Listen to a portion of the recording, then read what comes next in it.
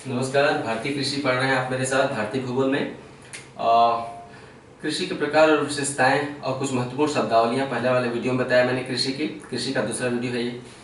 इसमें आप प्रमुख खाद्यान्नों के विषय में देखेंगे। भारत में जो खाद्यान्न है, नकदी फसलें बातें पढ़ाऊंगा, फिर फल सब्जी बातें पढ़ाऊंगा, है ना।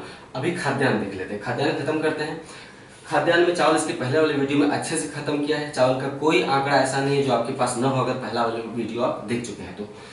आइए कुछ आंकड़ों से पहले शुरुआत करते हैं। भारत में शीर्ष फसल क्षेत्रफल धारक राज्य है। किस राज्य के पास सबसे ज्यादा फसल क्षेत्रफल है? वो राज्य है उत्तर प्रदेश, हमारा उत्तर प्रदेश। इसके बाद राजस्थान, सबसे ज्यादा फसल क्षेत्रफल। यूपी में सर्वाधिक सिंचित फसल कौन सी है? गन्ना। गन्ने के बाद गेहूं।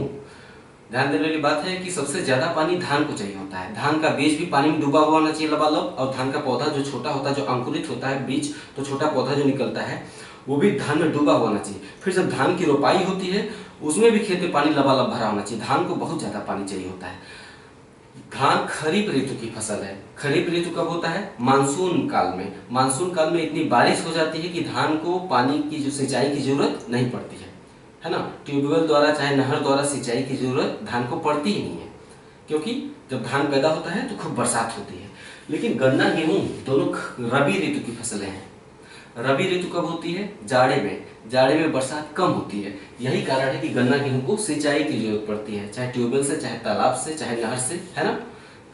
तो यही कारण है कि सर्वाधिक सिंचित फसल धान नहीं है। कौन है? गन्ना है, और गन्ने के बाद गेहूं है।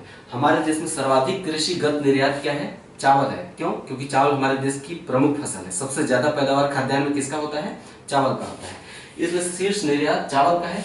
चावल के बाद कपास का है। कपास के बाद सबसे ज्यादा निर्यात किसका होता है? समुद्री उत्पादों का, मछली, झींगा वगैरह वगैरह। समुद्र में जो भी खाने लायक चीजें हैं वो कृषि उत्पाद में गिने जाते हैं। ठीक है। तो तीसरा शेष कृषिगत निर्यात क्या है? समुद्री उत्पाद। ये सवाल बार बार पूछा जाता है। इसमें गेहूं शामिल नहीं है, क्योंकि गेहूं का निर्यात कम होता है हमारे देश में। गेहूं की खपत हमारे देश में बहुत ज्यादा, इसलिए निर्यात कम हो पाता है। इसके बावजूद कि चावल के बाद गेहूं हमारे देश की दूसरी सबसे महत्वपूर्ण फसल है, फिर भी गेहूं का निर्यात ज्यादा नहीं हो पाता है।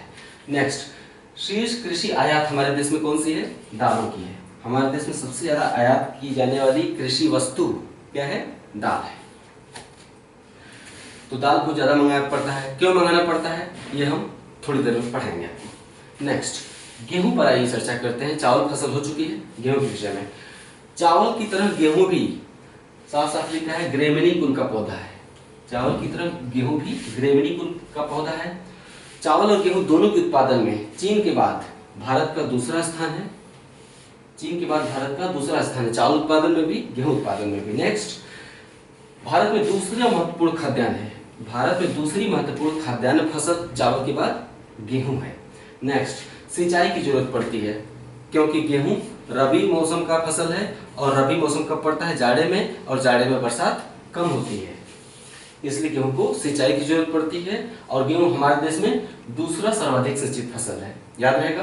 नेक्स्ट पॉइंट, हरित क्रांति काल से ही, जो हरित क्रांति 1966-67 में लाई गई थी, हरित क्रांति क्या थी? एक प्रौद्योगिकी। कैसी प्रौद्योगिकी? खाद, सिंचाई, ठीक है, और बीज। हरित क्रांति 3 प्रौद्योगिकियों पर आधारित थी। खाद, पहला खाद, दूसरा बीज, और तीसरा सिंचाई। इन तीनों पर कुछ सुधरे हुए बीज लाए गए, ठीक है। नहरें और ट्यूबवेल, पंपसेट द्वारा सिंचाई के साधन पंजाब में बढ़ाए गए, और सुधरे हुए बीज लाए गए थे बाहर से। और रासायनिक खाद, ठीक है। रासायनिक खाद क्या करते हैं? तुरंत घुल जाते हैं पौधे के साथ पानी में, और तुरंत पोषक तत्व प्रदान करते हैं, जबकि गोबर खाद तुरंत घुल नहीं पाता है ना। तो 3 प्रौद्योगिकियों पर आधारित था हरित क्रांति। ये 3 प्रौद्योगिकियां कौन सी हैं? सुधरे हुए बीज या उच्च उत्पादकता वाले बीज, दूसरा सिंचाई, और तीसरा रासायनिक खाद।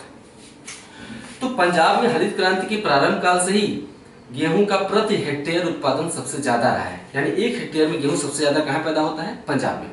हरित क्रांति के समय सबसे ज्यादा पैदावार किसकी रही थी? गेहूं की, क्योंकि हरित क्रांति के पहले चरण में खाद्यान्नों में गेहूं का ही बीजों का प्रयोग किया गया था, केवल गेहूं के बीजों का प्रयोग किया गया था। इसीलिए हरित क्रांति के पहले चरण में सबसे ज्यादा पैदावार गेहूं की रही थी। तो हरित क्रांति के काल से ही प्रति हेक्टेयर उत्पादन के मामले में, गेहूं के प्रति हेक्टेयर उत्पादन के मामले में पंजाब देश का अव्वल राज्य रहा है।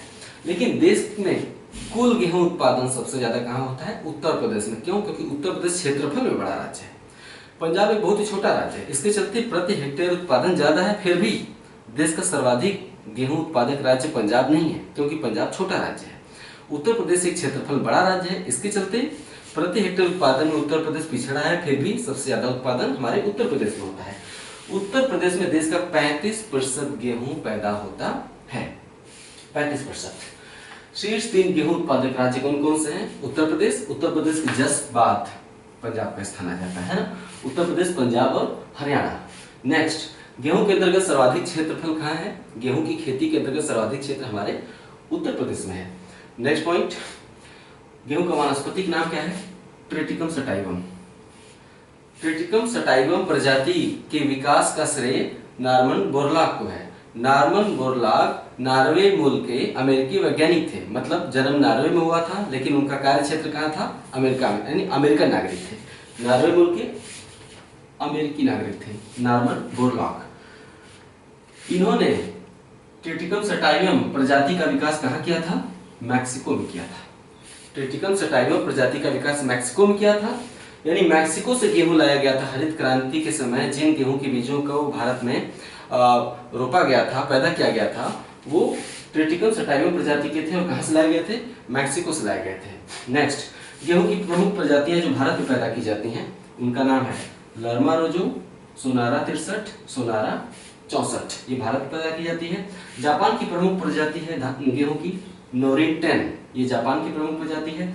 यूएसए में गेहूं की प्रमुख प्रजाति जो पैदा की जाती है वो गेंस, GAINS।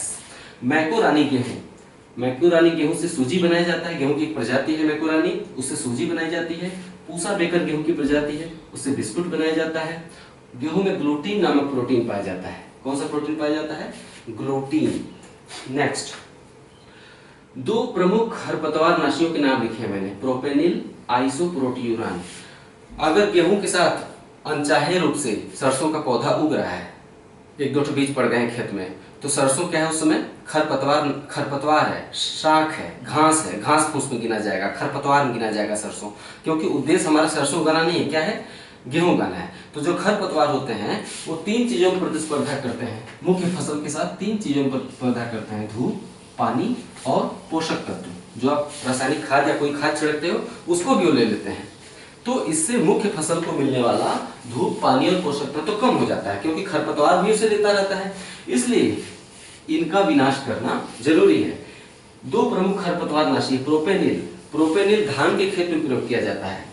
प्रोपेनिल धान के खेत में प्रयोग किया जाने वाला शाकनाशी या खरपतवार नाशी है। और आइसोप्रोटियूरान, आइसोप्रोटियूरान गेहूं के खेत में प्रयोग किया जाने वाला खरपतवार नाशी है। ओके, नेक्स्ट, मक्का। मक्का में 80% कार्बोहाइड्रेट होता है, यानी खाद्यान्नों में सबसे ज्यादा कार्बोहाइड्रेट किस खाद्यान्न में होता है?